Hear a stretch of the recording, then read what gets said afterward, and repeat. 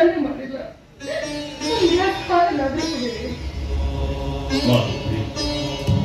ಮಗ ಮಹತ್ವೀಸಿನಿಂದ ಈ ಮನಸ್ಸನ ಮಾನ ಮಂಡಪಾನಾಗಿ ಇಡೀ ಮನೆಯೇ ಸ್ಮಶಾನ ಆಗೋಯ್ತಾ ಇದೆ. ಪಾಪ ರುದ್ರ ತನ್ನ ಮಗಳ ಮೇಲೆ ಪ್ರಾಣನೇ ಇಟ್ಕೊಂಡಿದ್ದ. ಆ ಮಕ್ಕಳು ಮಗನಾದ್ರೂ ಸಹಿತ ನಮ್ಮ ಮನೆತನದ ಮಾನವನ್ನು ಉಳಿಸಿದ ಆ ಪುಣ್ಯಾತ್ಮನ ಋಣ ಯಾವ ಕಾಲಕ್ಕೂ ತೀರಿಸಲು ಸಾಧ್ಯವಿಲ್ಲ. ಯಾವ ಕಾಲಕ್ಕೂ ತೀರಿಸಲು ಸಾಧ್ಯವೇ ಇಲ್ಲ. ಹಾಗಂತ ತಪ್ಪು ಮಾಡಿದವರಿಗೆ ಶಿಕ್ಷೆ ತಪ್ಪಬಾರ್ದ. ಹಾಗಾಗಿ ನಾನೇ ಒಂದು ನಿರ್ಧಾರನ ಮಾಡಿದೆ. ಮಗ ಮಾಡಿದ ತಪ್ಪಿಗೆ ಯಾವ ನಿರ್ಧಾರ ಮಾಡಿದ? ನಾನೊಂದು ಪ್ರಶ್ನೆನ ಕೇಳ್ತೀನಿ, ಪ್ರಶ್ನೆ ಕೇಳಿ. ನಾನು ನಿನಗೇನಾಗ್ಬೇಕು? ನೀವು ನನಗೆ ತಾನೇ ಕಟ್ಟಿದ ಗಂಡ, ಅಂದ್ರೆ ನನ್ನ ದೇವರು. ಆಜ್ಞೆಯನ್ನು ಶಿರಸಾವಹಿಸಿ ಪಾಲಿಸಬೇಕಾದ ಸರಿಯಾದವರ ಧರ್ಮ. ಒಂದು ವೇಳೆ ಆ ಆಜ್ಞೆಯನ್ನು ನಿರಾಕರಿಸಿ ನಡೆದಿದ್ದೇ ಆದ್ರೆ ಅಂತವಳು ಸತ್ಯವೇ ಅಲ್ಲ, ಸತ್ಯ ದ್ರೋಹಿ. ನಿಜ. ಹಾಗಾದ್ರೆ ನನ್ನದೊಂದು ಮಾತನ್ನ ನಡೆಸ್ಕೊಡ್ತೀನಿ ಅಂತ ನನಗೆ ಮಾತು ಕೊಡು. ನಿಮ್ಮ ಮಾತಿನ ಮರ್ಮ ತಿಳಿಯದೆ ವಚನ ಕೊಟ್ಟು ವಚನ ಹೀನಳಾಗೋದಕ್ಕಿಂತ ನಿಮ್ಮ ಮಾತಿನ ಮರ್ಮ ತಿಳಿದುಕೊಳ್ಳೋದು ಒಳ್ಳೇದಲ್ವೇ? ಅದು ಯಾವ ಮಾತಂತ ಕೇಳಿ. ಈ ತಾನೇ ನೀನೇ ಹೇಳ್ತಾ ಇದ್ದೇನೆ, ಪತಿ ಆಜ್ಞೆಯನ್ನ ಶಿರಸಾವಹಿಸಿ ಪಾಲಿಸಬೇಕಾದ್ದು ಸತ್ಯ ಧರ್ಮ ಅಂತ.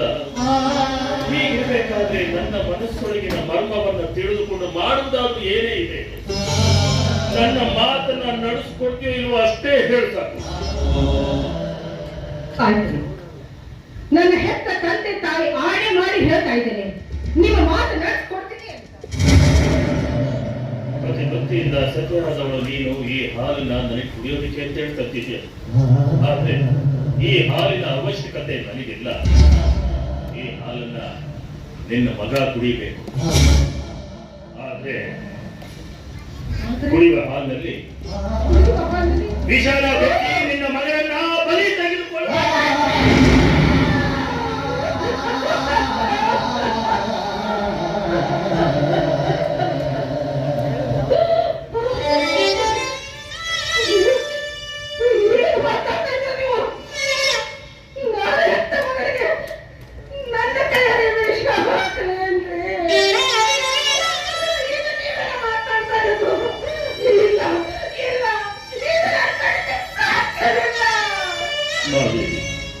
ಒಂಬತ್ತು ತಿಂಗಳು ಹೆತ್ತು ಹೊತ್ತು ಸಾಕಿ ಸಲಹಿದ ಇದ್ದ ಕಳೆದ ತನ್ನ ಚೆನ್ನ ಕೊಟ್ಟು. ಆದ್ರೆ ಏನ್ ಮಾಡೋದು? ಈ ಮದುತನದ ಬಾಳನ ಉಳಿಸ್ಕೊಳ್ಳೋ ಸಲುವಾಗಿ ನೀನು ನಿನ್ನ ಮಗನನ್ನ ಬಲಿ ತೆಗೆದುಕೊಳ್ಳಲೇಬೇಕು. ಮಗನ ಪ್ರಾಣ ಹೋಗುತ್ತೆ ಮಗನಿಗೆ ವಿಷ ಹಾಕುತ್ತಾ ಈ ಜಗತ್ತಿನಲ್ಲೆಲ್ಲರೂ ಇರ್ತಾಳೆ. ಮಗನೆಂಬ ಮಮಕಾರನ ಮರೆತು ಬಿಡು. ಈ ಮತ್ತರದ ಮಾನ ಉಳಿಸೋದಕ್ಕೆ ಮುಂದಾಗಿ ನನ್ ಮುಂದೆ ಒಂದು ಮಾತು. ನಿನಗೆ ಮಗ ಬೇಕೋ ಅಥವಾ ಮಾಂಗಲ್ಯ ಬೇಕೋ?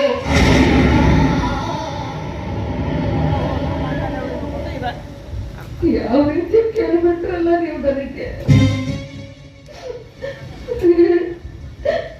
ನನಗೆ ಮಗ ಮತ್ತು ಮಾಂಗಲ್ಯ ಕಣ್ಣುಗಳಿಗಿದ್ದ ಹಾಗೆ ಯಾವುದನ್ನು ತಿರಸ್ಕರಿಸದೆ ಯಾವುದನ್ನು ಬೇಕೆನ್ನದೆ.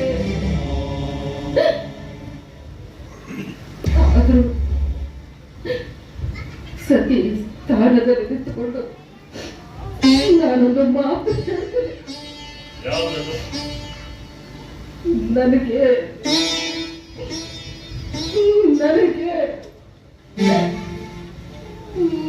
ಮಗ ಹೋದರೂ ಮಾಂಗಲ್ಯ ಬೇಕು.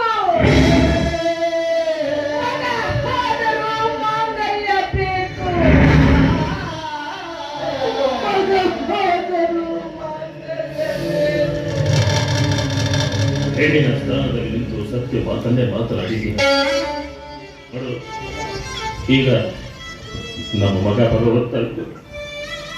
ಇನ್ನು ಹೊತ್ತು ಮುಳುಗುವ ನೊಣಗಾಗಿ ನೀನು ನಿನ್ನ ಮಗನನ್ನ ಬಲಿ ತೆಗೆದುಕೊಳ್ಳಲೇಬೇಕು. ಒಂದು ವೇಳೆ ನಿನ್ನ ಮಗನನ್ನ ನೀನು ಬಲಿ ತೆಗೆದುಕೊಳ್ಳದೆ ಹೋದರೆ ನಿನ್ನ ಕೊನೆಗೆ ತಾಳಿ ಕಟ್ಟಿದ ಗಂಡನಾದ ನಾನು ಬಲಿಯಾಗಬೇಕಾಗುತ್ತೆ.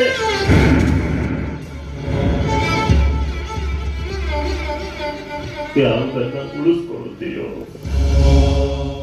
ಯಾವುದನ್ನ ಕಳೆದುಕೊಳ್ತೀಯೋ ನಿನಗೆ ಬಿಟ್ಟಿತ್ತು. ಒಂದು ವೇಳೆ ನಮ್ಮಿಬ್ಬರನ್ನ ಉಳಿಸಿ ನೀನೇನಾದ್ರೂ ಮಾಡಿಕೊಂಡ್ರೆ ಆದ್ರೆ ನಿನಗೆ ನನ್ನಾಳೆ ಆಗಿದೆ. ನಾನು ಹಿಂತಿರುಗಿ ಬರೋಷ್ಟರಲ್ಲಿ ಮನೆಯಲ್ಲಿ ಮಗ ಇರಬಾರ್ದು, ಮಗನೇ ಹೆಣ ಇರಬೇಕು. ನಾನು ಹಿಂತಿರುಗಿ ಬರೋಷ್ಟರಲ್ಲಿ ಮನೆಯಲ್ಲಿ ಮಗ ಇರಬಾರ್ದು, ಮಗನೇ ಹೆಣ ಇರಬೇಕು. ಈ ಮಾತಿಗೆ ತಪ್ಪಿದ್ದೆ ಅದರಲ್ಲಿ ನಿನ್ನ ಕೊರಳಲ್ಲಿರುವ ಮಾಂಗಲ್ಯ ನಿನ್ನದಲ್ಲ.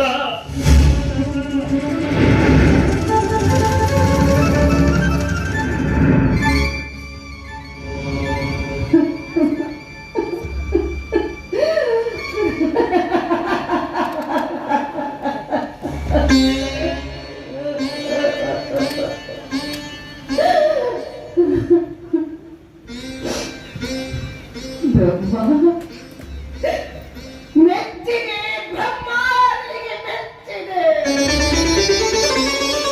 ನನ್ನ ಹಣೆ ಬರದಲ್ಲಿ ಕಿತ್ತಕ್ಕೆ ನಿನಗೆ ಮೆಚ್ಚಿದನಪ್ಪ.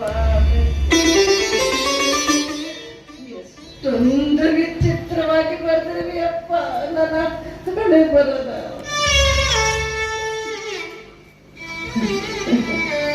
ಅದಕ್ಕೆ ಬಲ್ಲವರು ತಿಳಿಸ್ತಾರೆ ಬ್ರಹ್ಮನ ಬರಹ ಬಲ್ಲವರು ಯಾರು ಎಂದು. ಬ್ರಹ್ಮ ಮಗನೆಂಬ ಹಸಿ ಮಾಂಸದ ಮುದ್ದೆ ನನ್ನ ಒಡಲಲ್ಲಿ ಕಟ್ಟಿದೆ. ಒಣ ಹಕ್ಕುಗಳ ಕಣ್ಣಿಗೆ ಬೀಳಲಾದಂತೆ ನನಗೆ ಎಚ್ಚರಿಕೆ ವಹಿಸಿದೆ. ಈಗ ಅದೇ ಹಸಿ ಮಾಂಸ ತಿನ್ನಲು ನನ್ನನ್ನೇ ಪುಲಿಯನ್ನಾಗಿ ಮಾಡಿದೆ.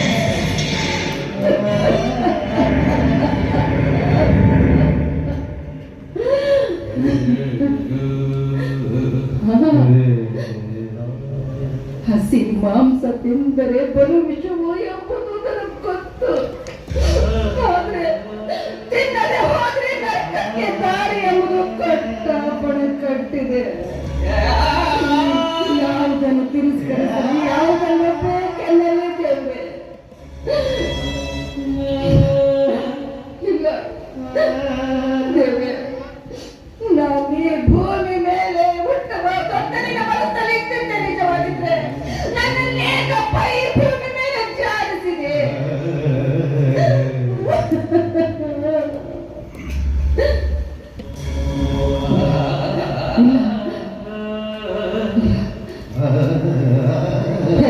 ಕರಳು ಕಠೋರವಾಗಬೇಕು, ಕಟ್ಟಿಕೊಂಡು ಉಳಿಸ್ಕೊಳ್ಳಲೇಬೇಕು, ಕಟ್ಟಿಕೊಂಡು ಉಳಿಸ್ಕೊಳ್ಳಲೇಬೇಕು.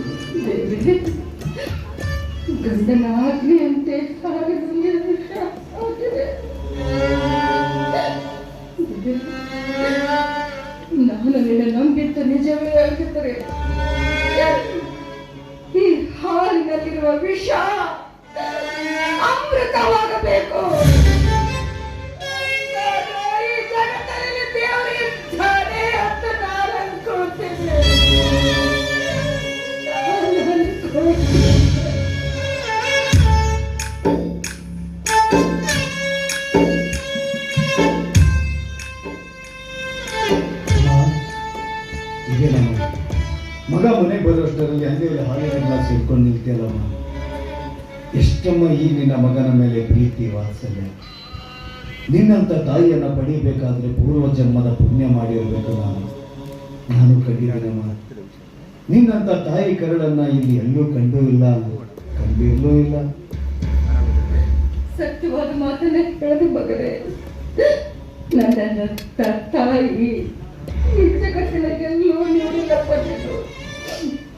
ಅಷ್ಟೇ ಅಲ್ಲಪ್ಪ, ನನ್ನಂತೆ ಮಮಕಾರ ಹೆಚ್ಚಾಗಿ ಇಂಥ ಹಾಲು ಕೊಡಿಸುವ ತಾಯಿ ಈ ಜಗತ್ತಿನಲ್ಲಿ ಎಲ್ಲೂ ಕಂಡಿಲ್ಲ, ಕಂಡಿರ್ಲಿಕ್ಕಿಲ್ಲಪ್ಪ.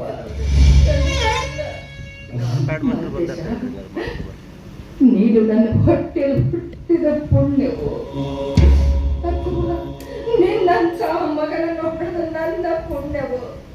ಆ ದೇವರಿಗೆ ಗೊತ್ತಪ್ಪ, ದೇವರಿಗೆ ಗೊತ್ತು. ಯಾಕಮ್ಮ ಈ ಕಣ್ಣೀರು? ಯಾಕಿಲ್ಲಪ್ಪ, ನಿನಗೆ ಹಾಲು ಕೊಡದ ಸಲುವಾಗಿ ಆ ಸಂತೋಷಕ್ಕಾಗಿ ಅಳು ಬರ್ತಾ ಇದೆಯಾ? ಸಂತೋಷಕ್ಕಾಗಿ ಯಾವತ್ತು ಕಣ್ಣೀರು ಹಾಕ್ಬಾರ್ದಮ್ಮ.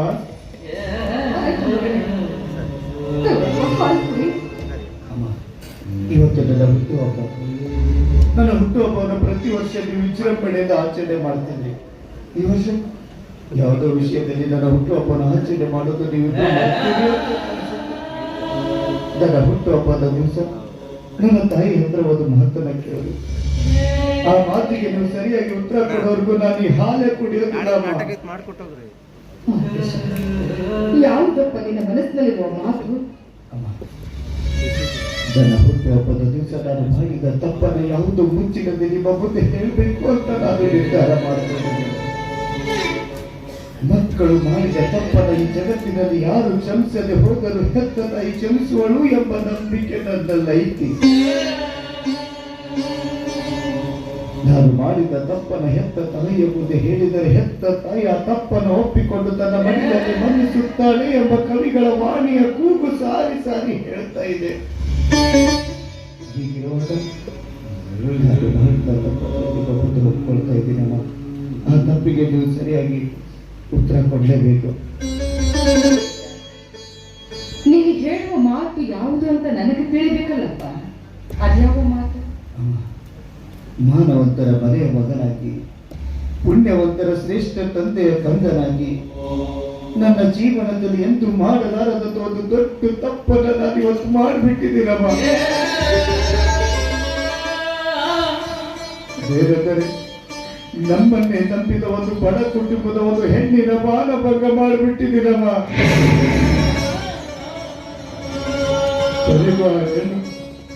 ಆತ್ಮಹತ್ಯೆ ಮಾಡಿಕೊಂಡು ಸತ್ತೇವಲ್ಲಮ್ಮ.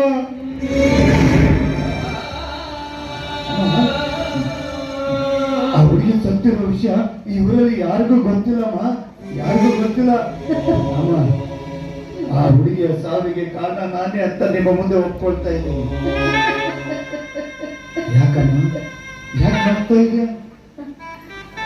ಬೆಕ್ಕು ಕಣ್ಣು ಮುಚ್ಕೊಂಡು ಹಾಲು ಕುಡಿದ್ರೆ ಜಗತ್ತೇ ನೋಡಿಲ್ಲ ಅಂತ ತಿಳಿದಂತಪ್ಪ.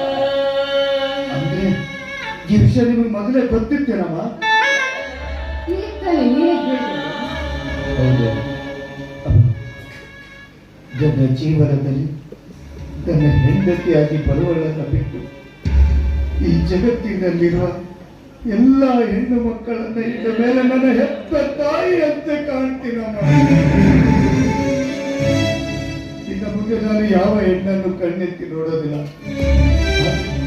ನಾನು ಮಾಡಿದ ತಪ್ಪನ್ನು ಕ್ಷಮಿಸಿದ್ದೀನಿ ಮಗನೇ ಅಂತ ನೀವು ಒಪ್ಕೊಳ್ಬೇಕು. ಮಗನೇ, ನೀನು ಮಾಡಿದ ತಪ್ಪನ್ನು ನಾನು ಕ್ಷಮಿಸಿದ್ದೀನಿ ಅಂತ ಹೇಳಿ ಈ ನನ್ನ ಮಸ್ತಕದ ಮೇಲೆ ನಿಮ್ಮ ಅಮೃತ ಹಸ್ತ ಇಟ್ಟು ಆಣೆ ಮಾಡಿ ಹೇಳಬೇಕು. ಅಲ್ಲಿಯವರೆಗೂ ಈ ಹಾಲೇ ಕುಡಿಯೋದಿಲ್ಲ. ನೀನು ಹಾಲು ಕೊಡುವುದಷ್ಟೇ ಅಲ್ಲಮ್ಮ, ವಿಷ ಕೊಟ್ಟು ಇದು ನನ್ನ ತಾಯಿ ಕೊಟ್ಟ ಅಮೃತ ಅಂತ ನಾನು ಪ್ರೀತಿಯಿಂದ ಸ್ವೀಕರಿಸ್ತೀನಿ.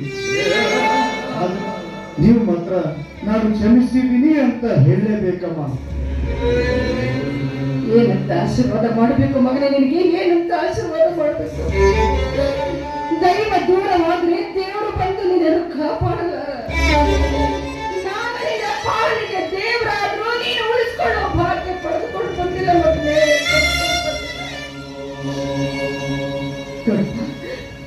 ಅದೆಲ್ಲ ಇರ್ಲಿ ನೋಡು, ಚಿಕ್ಕವ್ರಿಗಿಂತ ದೊಡ್ಡವ್ರ ಮಾತು ನೀವು ಚಿಕ್ಕವ್ರು ಕೇಳಬೇಕು ಅಂತ ಇದೆ. ಹೌದು ತಾನೆ? ಅದಕ್ಕಾಗಿ ನಾ ತಾಯಿಯಾಗಿ ಹೇಳ್ತಾ ಇದ್ದೆ, ಮೊದಲು ಹಾಲು ಕುಡಿಯಪ್ಪ, ತದನಂತರ ಮಾತನಾಡೋಣ.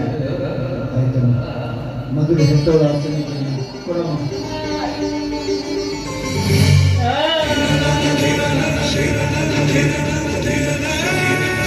ಕೊಟ್ಟವಳು ಇಟ್ಟವಳು ಭೂಮಿ ಮೇಲೆ ಒಬ್ಬಳೇ, ಪ್ರಾಣವತ್ತೆ ಇಟ್ಟು ಜನ್ಮ ನೀಡುವಳು ತಾಯಿ ಇಲ್ಲಿ ಒಬ್ಬಳೇ. ಕಾಣುವ ದೈವವೇ ಕಂಬನಿ ಇಟ್ಟರೆ ಬದುಕಿಗೆ ಅರ್ಥ ಎಲ್ಲಿದೆ. ಕರುಣೆ ಕನಜವೇ ಕೊರಗಿ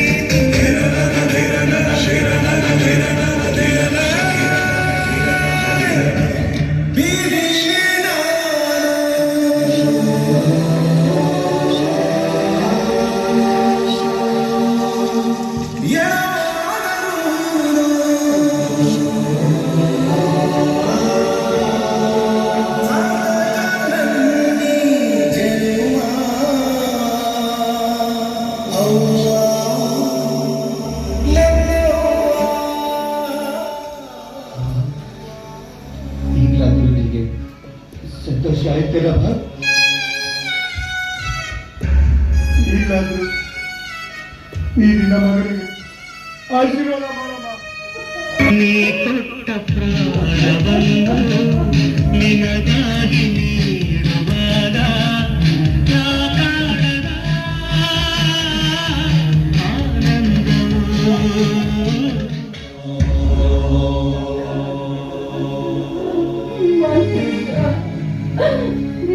ಏನಂತ ಆಶೀರ್ವಾದ ಮಾಡ್ಬೇಕಪ್ಪ, ಏನಂತ ಆಶೀರ್ವಾದ ಮಾಡ್ಬೇಕು? ನಾನು ನಿನಗೆ ಆಶೀರ್ವಾದ ಮಾಡುವ ಯೋಗ್ಯತೆ ನೀನು ಉಳಿಸ್ಕೊಂಡ ಮಂತೇಶ, ನನ್ನ ಪಾಲಿಗೆ ತಾಯಿ ಅಲ್ಲ ಕಣೋ, ನಿನ್ನ ಪಾಲಿನ ಯಮ, ನಿನ್ನ ಪಾಲಿನ ಯಮ. ಏನ್ ಹೇಳ್ತಾ ಇದೀಯಮ್ಮ ನೀನು? ಏನ್ ಹೇಳ್ತಾ ಇದೀಯ? ಮಂತೇಶ, ನೀನು ಮಾಡಿದ ತಪ್ಪು ನಿಮ್ಮ ತಂದೆಗೆ ತಿಳಿದು ಹೋಗಿದೆಯಪ್ಪ.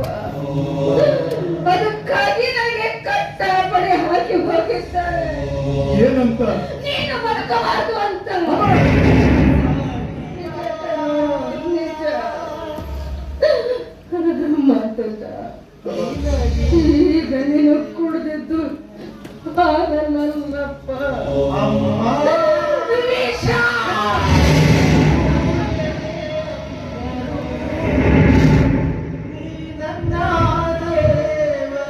ಈ ಸತ್ಯವನ್ನು ಹೇಳ್ತಾ ಇದೆಯಲ್ಲಮ್ಮ?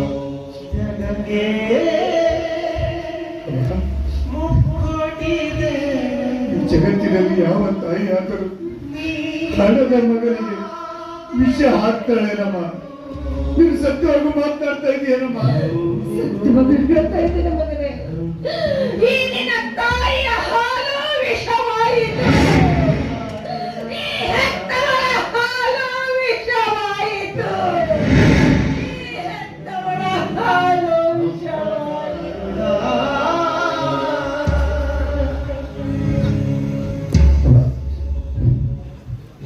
ಹಣದ ತಾಯಿಯ ಕೈಯಿಂದ ಹಾಲಲ್ಲಿ ವಿಷ ಕುಡಿದು ಸಾಯ್ಬೇಕು ಅಂತ ನನ್ನ ಹಣೆಯಲ್ಲಿ ಬರ್ತಿದ್ರೆ ಇಂಥದ್ದು ಯಾಕಮ್ಮ ನಾನು ಹೊಣೆ ಮಾಡಲಿ? ಪುಣ್ಯವಂತರ ಮಾನವಂತರ ಮನೆಯ ಸೊಸೆಯಾಗಿ ಒಳ್ಳೆ ಕೆಲಸವನ್ನೇ ಮಾಡಿದೆಯಮ್ಮ. ಬುದ್ಧಿನ ಚಟ್ಟ ಅಂತ ನನಗಿದ್ರೆ ತಪ್ಪದಲ್ಲಿ ನಿಮ್ಮರ ಹೊಟ್ಟೆಯಲ್ಲಿ ಹುಟ್ಟಿ ನಮ್ಮ ತಂದೆಯಂತೆ ಪ್ರತಿದಿನ ನಾನು ಕೂಡ ನಿಷ್ಠೆಯಿಂದ ನ್ಯಾಯ ನೀತಿ ಧರ್ಮದಿಂದ ಬದುಕ್ತೀನಿ ಅಂತ ನಿಮಗೆ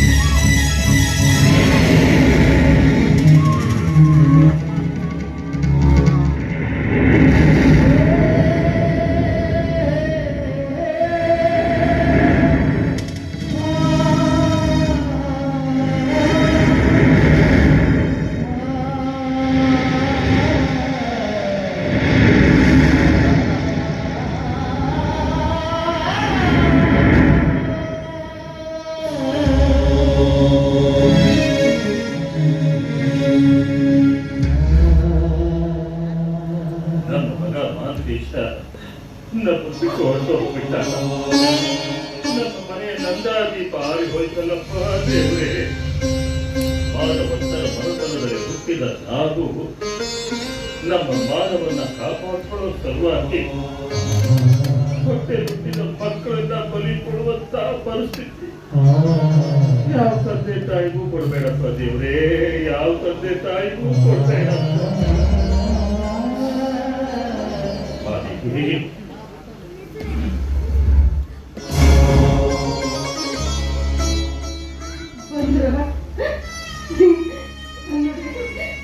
ನಮ್ಮ ಮಗ ಮಾತೇಶ ಸತ್ತು ಹೋದರೆ ಈಗ ಮಾದೇವಿ, ಈ ವಿಚಾರ ಯಾರಿಗೂ ಗೊತ್ತಾಗಬಾರ್ದು, ಯಾರಿಗೂ ಗೊತ್ತಾಗಬಾರ್ದು. ಈ ವಿಚಾರ ಏನಾದ್ರು ಊರು ಜನರಿಗೆ ಗೊತ್ತಾಗೋಗ್ಬಿಡ್ತು ಅಂತ ಅಷ್ಟೇ. ಊರು ಜನ ಎಲ್ಲ ನಮ್ಮ ಮನೆ ಒಳಗೆ ಬಂದು ಬಿಡ್ತಾರೆ. ಯಾರಿಗೂ ಗೊತ್ತಾಗಬಾರ್ದು. ಆದಷ್ಟು ಬೇಗ ಇವನು ಕಾರ್ಯನ ಮಾಡಿ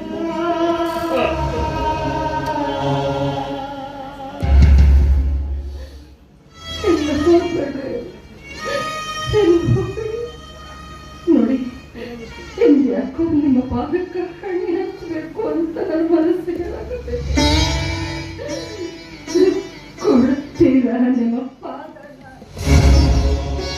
ಯಾಕೆ ಮಾಡಿದ್ವಿ? ಇವತ್ತು ವಿಚಿತ್ರವಾಗಿ ಮಾತಾಡ್ತಾ ಇದೆಯಲ್ಲ. ಈ ನಿನ್ನ ಮಾತುಗಳನ್ನ ಕೇಳ್ತಾ ಇದ್ರೆ ನನ್ನ ಜೊತೆ ಜೀವನ ನಡೆಸೋದಕ್ಕೆ ನಿನಗೆ ಮನಸ್ಸು ಇಲ್ವಾ? ಅಥವಾ ನಾನು ಮಾಡಿದ ಏನಾದ್ರೂ ಅಪರಾಧವಾಯಿತು? ಒಂದು ವೇಳೆ ಅಪರಾಧವಾದ್ರೆ ಅಪರಾಧ ಅಂತ ಹೇಳ್ಬಿಡೆ, ಅಪರಾಧ ಅಂತ ಹೇಳ್ಬಿಡು. ಅವನು ಹೋದ ಜಾಗಕ್ಕೆ ನಾನು ಹೊರಟೋಗ್ತೀನಿ. ಆ ರೀತಿ ಮಾತಾಡಬೇಡಿ. ನೀವು ನ್ಯಾಯಕ್ಕಾಗಿದ್ದರೆ ಬಾರದವರು. ನ್ಯಾಯ ನೀತಿ ಸಲುವಾಗಿ ನಿಮ್ಮನ್ನೇ ನೀವು ತ್ಯಾಗ ಮಾಡಿದರು. ಅಷ್ಟೇ ಅಲ್ಲದೆ ಮನೆತನದ ಗೌರವ ಮಾನಕ್ಕಾಗಿ ಹೆತ್ತ ಮಗನನ್ನೇ ಬಲಿ ಕೊಟ್ಟರು.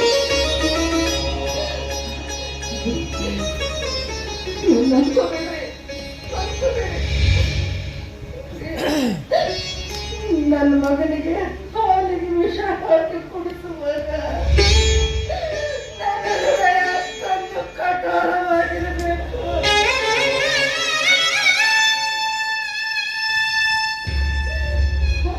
ಹಾಗಂತ ಅಂದ್ಕೋಬೇಡಿ. ನೋಡಿ, ನಾನು ನನ್ನ ಮಗನಿಗೆ ಹಾಲು ಕುಡಿಸುವಾಗ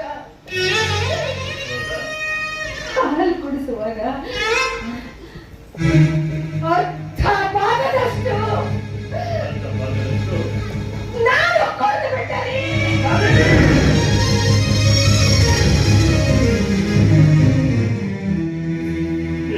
ಕೆಲಸ ಮಾಡ್ಬಿಟ್ಟೆ, ಎಂತ ಕೆಲಸ ಮಾಡ್ಬಿಟ್ಟೆ. ನನ್ನ ಒಬ್ಬನ್ನೇ ಅನಾಥರಾಗಿ ಮಾಡಿ ಹೋಗ್ಬೇಕು ಅಂತ ತೀರ್ಮಾನ ಮಾಡಿ ಇಲ್ಲಮ್ಮ. ನಿನ್ನ ಬಿಟ್ಟು ಹೋಗಿರೋ ಶಕ್ತಿ ನನಗಿಲ್ಲ ಕಡೆ. ನಿನ್ನನ್ನು ಉಳಿಸ್ಕೊಡ್ತೀನಮ್ಮ, ಉಳಿಸ್ಕೊಡ್ತಿದ್ರೆ.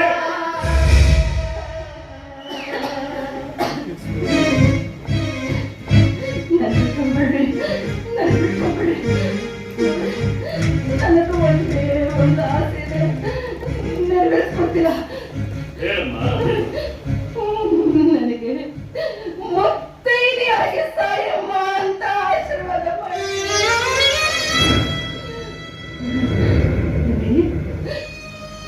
ಬದುಕು ಜಟಕ ಬಂದು ವಿಧಿ ಪದರ ಮದುವೆಗೋ ಮಸಣಕ್ಕೋ ಕರಗೆ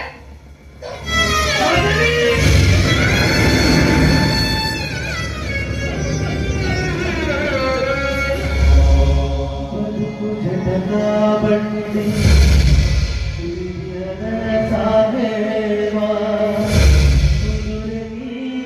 ಅವನು ಬೇಡಂತೆ